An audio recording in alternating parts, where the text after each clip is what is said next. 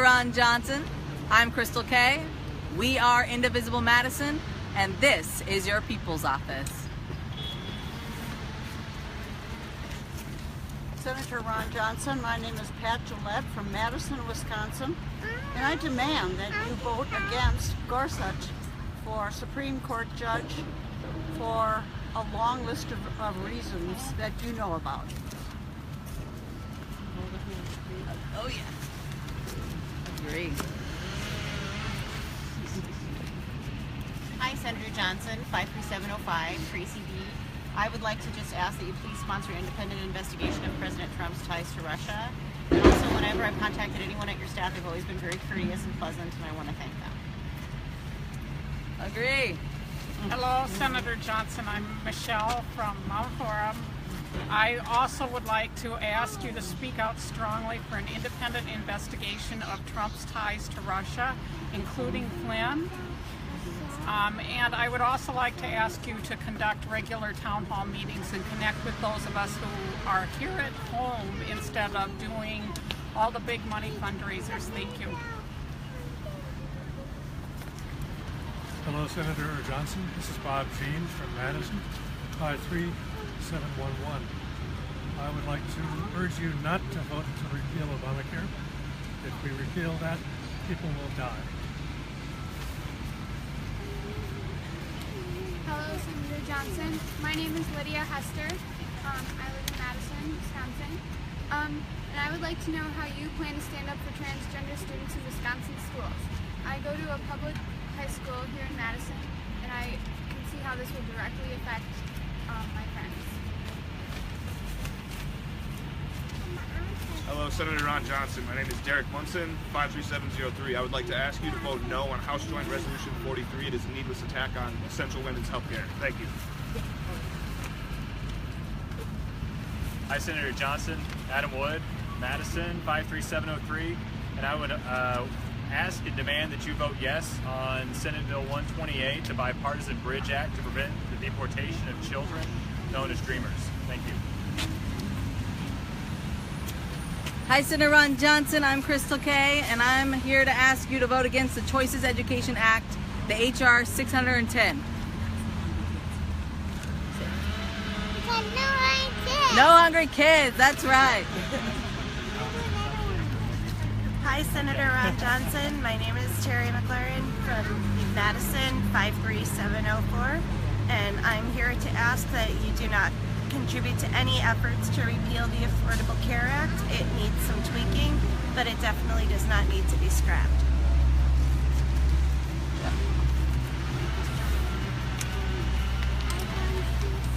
Senator Johnson, I'm John Parks from Middleton. Please speak out against the constant stream of lies from the Trump administration that are undermining our democracy. Hello, Senator Johnson. I'm Leslie Walsh from Madison. We absolutely need you to support an independent commission to investigate the Russian interference into our presidential elections. As chairman of the Homeland Security, surely you can do something about this. Americans deserve to have this investigation done.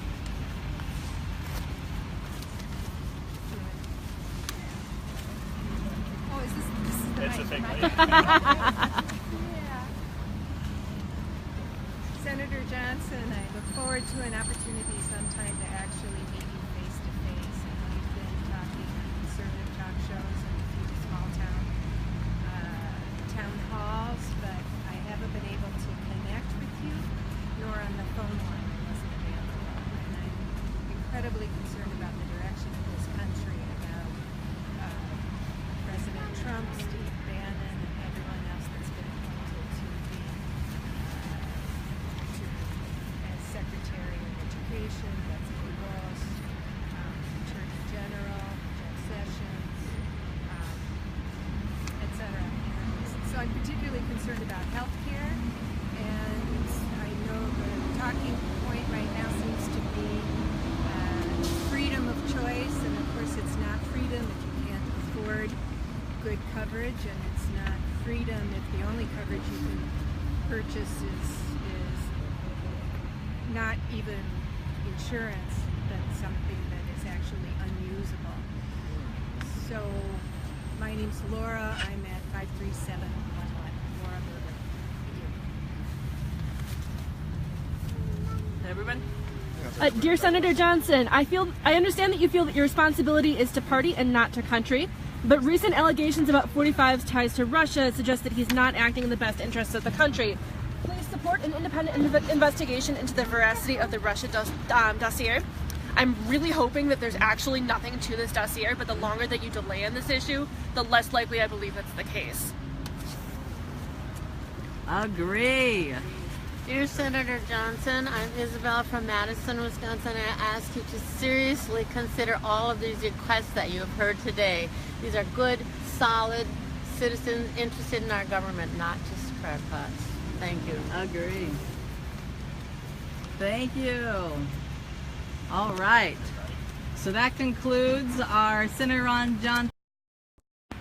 Hello, this is Crystal K. Okay, I just flipped it. We're going to keep the live stream going. We can get ready to go over to Tammy Baldwin's office.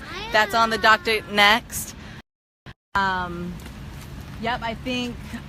So Adam, do you want to take over? So Adam's going to take over the live stream for us as we all walk over to Tammy Baldwin's office. Thank you, Adam.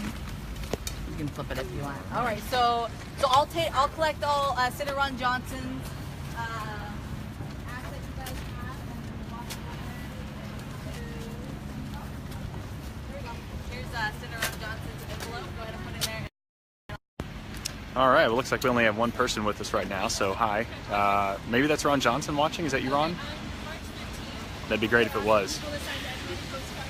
We are wrapping up, putting away our materials and everything that we bring out here for the People's Town Hall, which we do every Tuesday as part of the Resist Trump Tuesdays movement. It's at 1 p.m. here at the Forward statue at the corner of the square with State Street back there behind me. So please come and join us. One of the things that we're hoping to do in future weeks is to make it a little bit more apparent that we would love to have people that are just walking by, that are not necessarily part of Indivisible yet, to join in with us. And if they have a question, if they have a statement, we're primarily talking to Senator Johnson at these on these Tuesdays, largely because we don't have an avenue to talk to him here in Madison. He doesn't have an office in Madison. The closest one's all the way over in Milwaukee. Those of you that have made phone calls often, that often the phone line is busy, or there's no message that you can leave because of the full voicemail boxes. So we're primarily reaching out to people here, or to Ron Johnson here when we're talking with people. What we're going to do here in a minute, if you haven't been to these Resist Trump Tuesdays that we have, you may not know this, but what we're going to do in a minute is we're going to walk over to Senator Tammy Baldwin's office. Her office is right behind me. I'm backwards here, but it's basically right through that door right there. If anyone recognizes where we are, you can see where that is.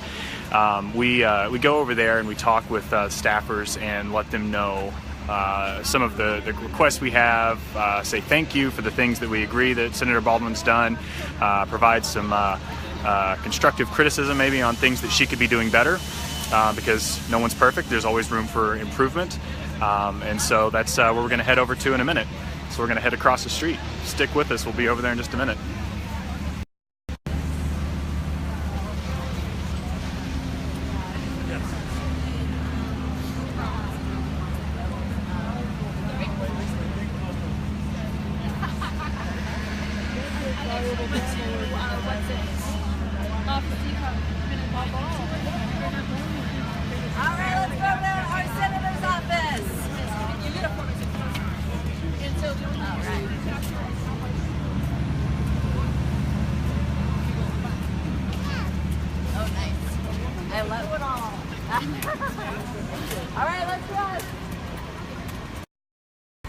All right, if you're just joining us, we are heading over now to Senator Tammy Baldwin's office.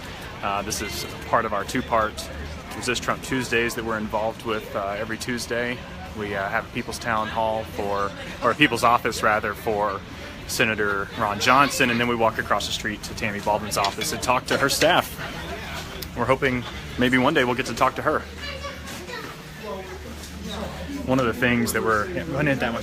One of the things we're going to ask for this time around is for Senator Baldwin to hold a town hall herself, so that people have an opportunity to talk to her, and so she stays connected to her base. On behalf of the group, and say one of our asks for us. I know that you are asked for a town hall. It's behind the scenes look. You know, I was thinking. I'm going to ask about the. But anyway, is there anybody else that has a desire to do that? I'm going to say something Yep. about the Dreamers. All right, sweet. So we got two. To an obedient servant. What's that? They're always Somebody press our button. All right, 7. I'll take the next. We may have to take two shifts. Yeah. What floor are we going to? 7. Seventh floor. That'd be great. Okay.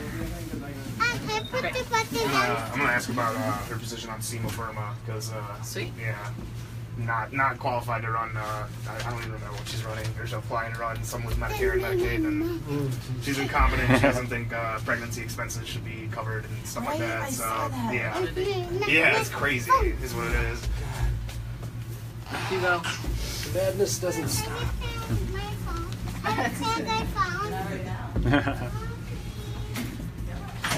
Oh.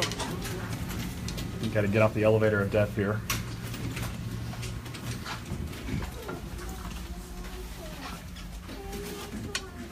Hi.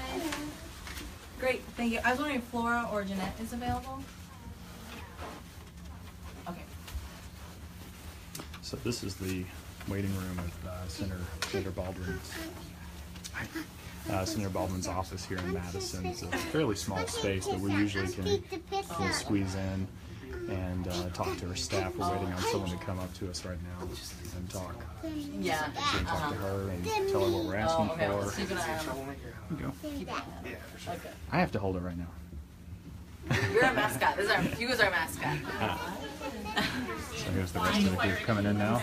And that's one of the major things that I'm most afraid of about this administration is somebody has to explain to him that firing a nuke is a bad idea. I might hit one of his own. I didn't think it was all that complicated, though.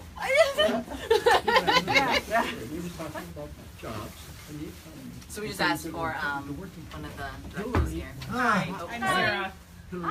Flora's not available, but Okay. she asked that I meet with you. I'm Senator Baldwin's Constituent Services Director, so welcome. Thank you. If you want to come in where there's a little bit more room, I don't know if we have chairs for everybody, but for those of you that want to sit, feel free.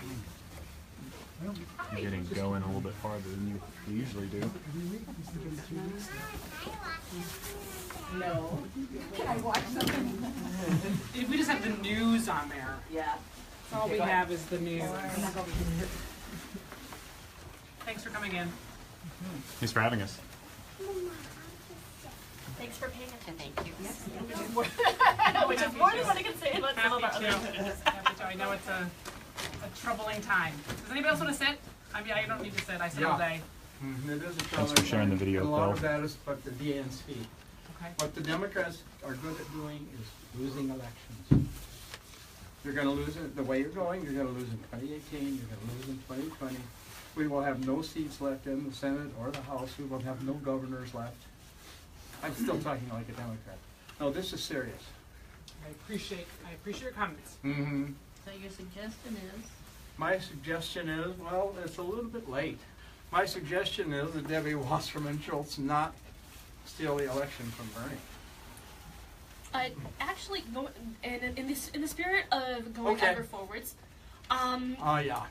what is Senator Baldwin's plan to harness the Bernie-crats or harness the new left that's rising, or is she the Bernie-crats or the spirit of the new left that's rising? The progressive Democrats. A lot not of the people that I talk to Us are looking. millennials. Let's I just think. talk about Main Street Democrats.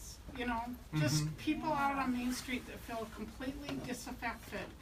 I've been living in Wisconsin for 27 years. I started voting for Tammy when she came out of the gate. Amen. And I'm fed up right now. I feel disconnected from her, and I have for years. It's very, very, very frustrating to be out on Main Street right now. I'm going to speak real personally here. You know, my husband and I came from rural Iowa. We lived in 4 or 5 different rural communities before we moved to Madison, Wisconsin. So we know rural Iowa. We still have people in rural communities. And Tammy Baldwin is acting like she's afraid of those communities. She's acting like she's afraid of us. Last week was our first recess week since Trump got elected. Our nation is literally in a crisis for our Constitution. Yes. We are in a crisis for our culture. We are in a crisis for our democracy. And she couldn't hold a town hall meeting. Do you know what an insult that is to her constituents? Mm-hmm. And then you wonder why we feel disconnected and we don't show up at the polls, or we refuse to go out and knock on doors for her. What should motivate us to do any of that? It's frustrating when I have relatives in rural communities with the same problems I have in the Madison area, and they don't even bother to go to the polls to vote because they don't think Democrats are any better than Republicans. And that's not the Republicans' fault, that is the Democrats' fault. They have failed. When Tammy Baldwin started running for office back in the day, she held town hall meetings all over the state. That was one of the things that impressed my husband and I about her, is she wasn't afraid of rural communities and she wasn't afraid of metro communities. She could go down to the campus and talk to people, and she could go to one of the most rural communities in this state and talk to people, and now nothing. No. We are in a crisis, and last week, nothing. So those of us with Indivisible Wisconsin decided we needed to hold her accountable too. And right now she's very lucky because we're not holding her accountable in the press. That day will come. She can pay attention to our phone calls when we ask for one town hall meeting a month throughout the state to visit with constituents and reconnect with her base, or she can ignore us. And if she ignores us, I personally, I don't know about anybody else here, but I personally will go to great effort to make sure we take this from a conference room that is private to the public sphere. Well, I can tell you this. I've been with Tammy since 2002, a long time. I was there at those town hall meetings, and those are really important to her. She does have a set schedule, right? So things are scheduled on her calendar morning to night, but she is planning on holding town hall meetings. She is working on scheduling those. But if everything is scheduled, why isn't this on the schedule? Why isn't this a priority? Yes. Why did because she? It's scheduled months and weeks in advance. We are her constituents. She needs our votes. She needs our votes. Her priorities were last week. Her priority last week was a fundraiser. You can come, bring me $55, but I won't have a town hall meeting and invite anybody who wants to come in for free. And after what Clinton did to the economy, very few of us retired Democrats can afford to contribute.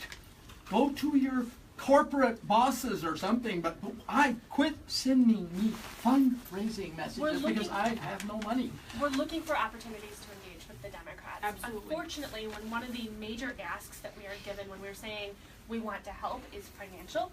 Yeah. I graduated in 2008. I've been working in retail for the last 10 years with an Ivy League degree. I would love to give you guys money. Yeah. Unfortunately.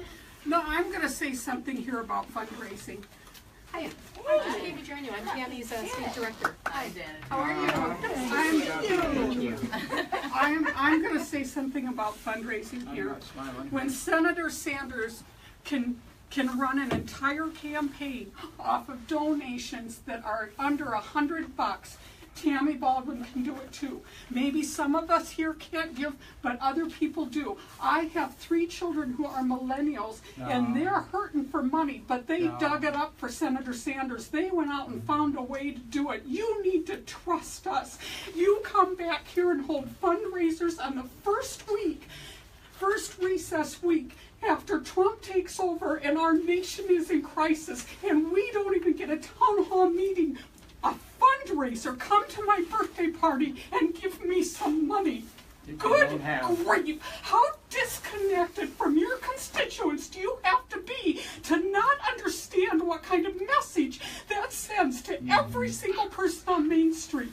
I have relatives who don't even bother to go to the polls and vote because in their mind, the Democrats are no better than the Republicans. Excuse me, can we take time for other people to speak? I would just like to say that I was at the fundraiser a week ago, and you know, while I feel like Tammy's heart is still in her work and her commitment is still there, her energy seemed very low to me. And I went away feeling disheartened and scared that this is not a woman who is charged and ready to go with the huge challenge ahead of her. And if she gets out to Main Street, she talks to us, it'll charge her. Yeah. That's another thing. Let's hear a chance to hear. Yeah, I'd like to just contribute to the idea of her holding town halls.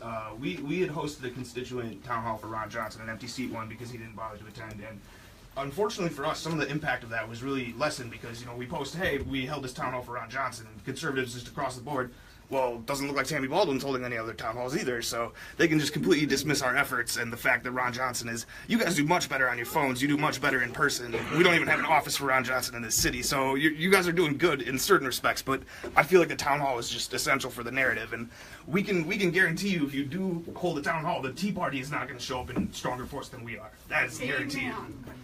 Amen.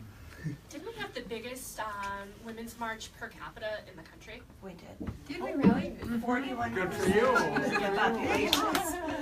Which, think about it, if Tammy went out and met with her constituents, she would get charged from that. We want her to win. If we didn't want her to win, we wouldn't be here. Absolutely. We're looking for Have you had a opportunities. chance to talk about our town hall plan? I did mention it, yeah. Okay, so yes. Let's let them talk. Have a word, please. It doesn't matter. We're here to listen. So. Well, we really want to know what the I plan know. is. I would say we can hold them to it if we hear. I don't have dates yet, but it's something that we've been looking at the calendar this week, and we are going to hold one, at least one in March. We don't have a date yet, but if you have signed up, or we can give you a sign-up sheet if you would like to know. We don't have a location, we don't have a date. Send us fundraising letter. No, this is the official office, by the way, so we cannot talk politics in here, we don't raise money, we don't do anything like that. So, if you'd like a notification of when that is, we're happy to. She'll be posting it on her Facebook page, yes. And that will be notification. Okay, And great. she'll be going to the papers, yes. I mean, we do, my gosh, we're begging for coverage all the time. Okay. As a matter of fact, yesterday Okay. she was at the Jewish Community Center in Milwaukee. I There was a guarantee ton of you, press there. if she re-engages with Wisconsin, we will re-engage with her. But one town hall meeting will not be enough. It's a start. I hear you. I hear you. So, But I would just like to say one other thing. I guess I don't see that lack of energy or engagement from her. I really don't. I see her a lot. Wow. I just saw her on. Well, you see her, we don't. Can I just? It'd be great if I could finish. Thank you. It would. So I mean, I don't see it. She has. She's taken a lot of incoming. She has, I think, really. She has opposed the worst of the Trump appointees. And, you know, this is a charged up society, and so she's taking All but incoming the no Dem matter what Party. she does, but she is strong. She is who she is. She always has been. And they're going after her. I don't know if you saw David Clark, and, you know, they did this thing where they accused her of requiring that 5-year-olds be taught gay sexuality. It's completely false. It's completely ridiculous. They did a PolitiFact thing on it, and the guys who made that accusation didn't even have any information to give them, and the Journal Sentinel still ran it, and they said it was false. So I mean, she's getting attacked. She knows that the next couple of years are going to be a wild ride, but she's fired up. She's ready to go. Absolutely. I have something that has been griping wait, me. wait. We want to give everybody a chance to talk. All right, but thank you. Did you the have something to bailout. say about? Hold on. Still resent the bailout. They Excuse stole me. my daughter's Excuse house. me. I'm leaving because I can't keep shut. But they stole my granddaughter's house. Goodbye. The bankers. Thank you. Thank you. Thanks for your energy, but yeah. Yeah, I know, I'm rude. First But off, I'm I really wanted to mad. just It's say like that those I crazy emails. appreciate that Senator Baldwin went to a Jewish community The center guy isn't there. yesterday because of all of the violence and all of the tragedy going on nationwide. One of my big concerns is, as somebody who believes in an independent judiciary, that the nomination of Neil Gorsuch just has me on edge. I'm very concerned as a member of the LGBT community because, heck, I got the right to marry. And I'm scared to death that I'm going to lose that and a million other things. Yeah, absolutely. Well, as you know, Tammy has come out early and often in opposition of Gorsuch. As a matter of fact, she got criticized soundly for coming out that early, but she just looked at it and said, "Look, there's too many rulings here that go against equality, that go against education." And she said, "What's the strategy for preventing him from winning? When they stole that seat from us." Right. I know they did. I know they did. And Tammy even said, "Look, we need a vote. At least let him come. You know, not Gorsuch, but yeah. I mean, come on, let's at least have a vote." And again, you know, PolitiFact went after her, saying that she wanted, you know, a vote on Garland and not on Gorsuch, and it's not true. She's like, "We should I'll vote on Gorsuch. I'm just not going to support him." You know, I mean, it's a really tough question because we don't necessarily have the votes. Now, we do have a Supreme Court justice has to go through the 60-vote margin, but the Republicans can change that.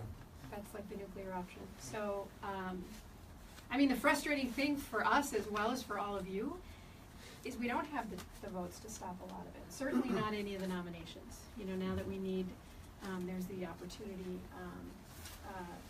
for filibusters. And, you know, Tammy's been up 24/7 all night a few times. Okay. So, what about using unanimous or with objecting to giving unanimous consent to delay hearings and whatnot?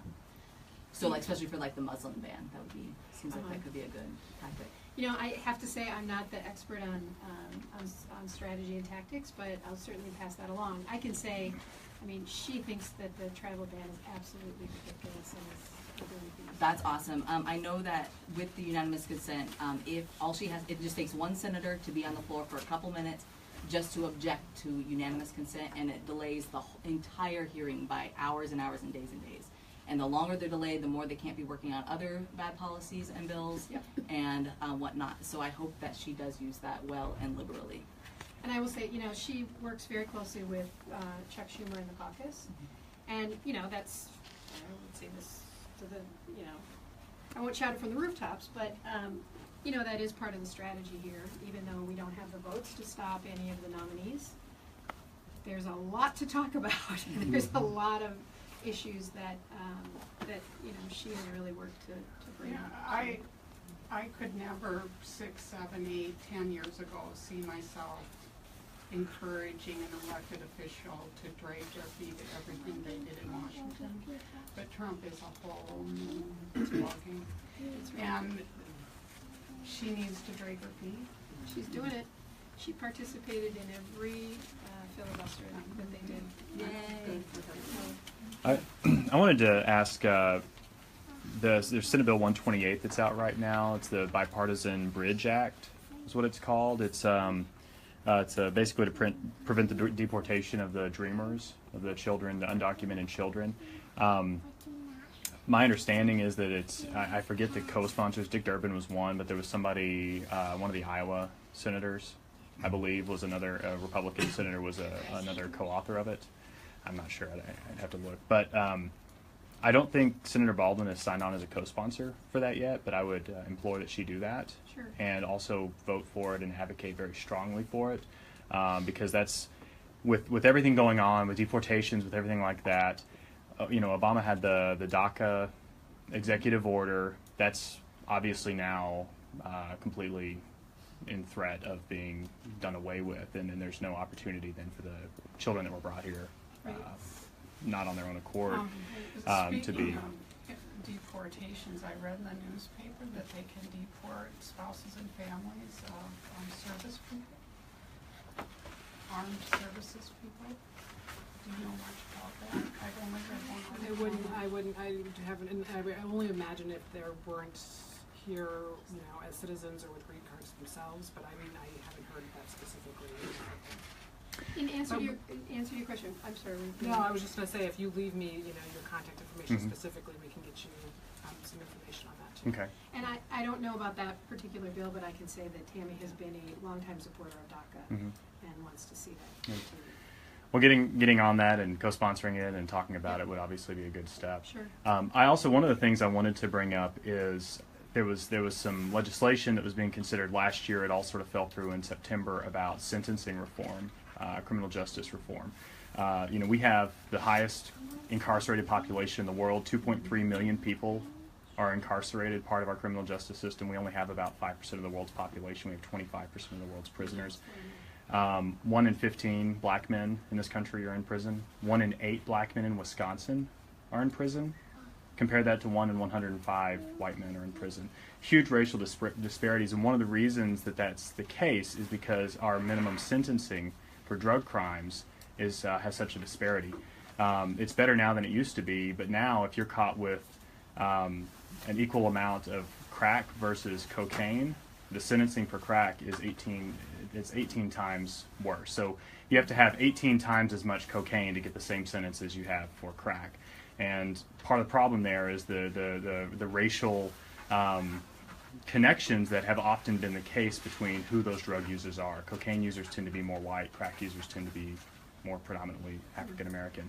And that's a significant issue. And there was bipartisan legislation last year that was working toward that, and it all sort of fell apart with the presidential, you know, this little election that happened, and you know, this return of Nixon-esque law and order rhetoric and everything like that. So, you know, I know that's not necessarily in Senator Baldwin's, you know, committee area, but if she can do what she can to talk and work with her colleagues in, you know, both sides of the aisle that are in those committees that have the opportunity to really push that, I would strongly implore her to do that as well. She's also a fan of sentencing reform. Great. Thank you.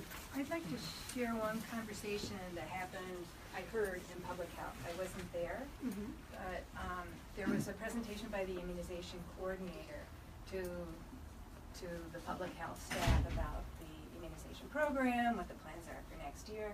And present at the meeting was Dr. Jim Conway, who's he's the head of the Dane County Immunization Coalition. And he's one of, at the point I retired, of 2 pediatric infectious disease specialists in Dane County.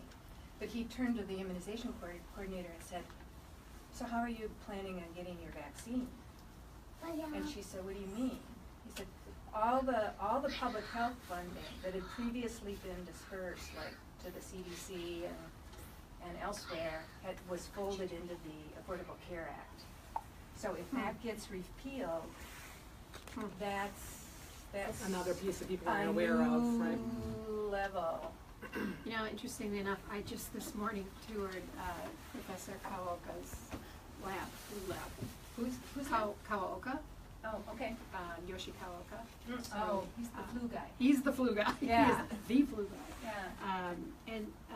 But I wasn't aware of that. But thank you for that heads up. We'll absolutely take a look at that. I don't know what else it's implicating. Right. It Well, you sounded know. like, well, yeah. I mean, you know that I was in the Right. city when we went through the H1N1, Right. and obviously very aware of that issue.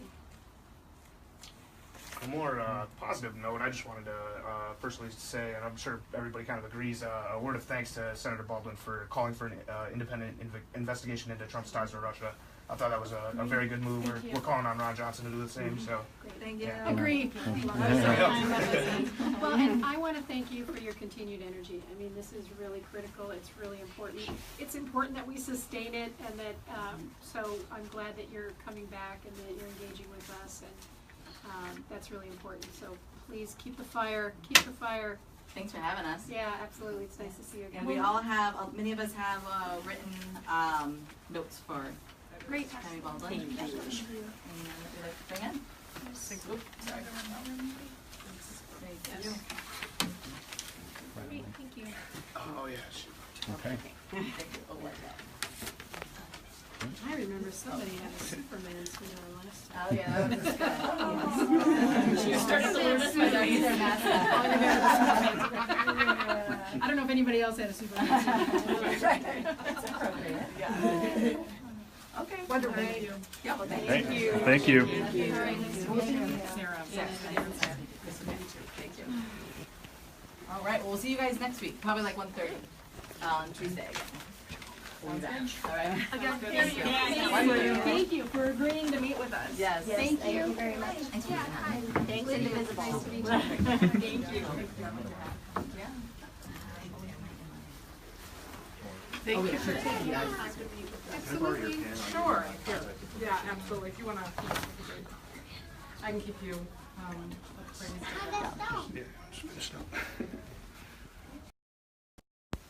Hi. So thanks everyone for coming.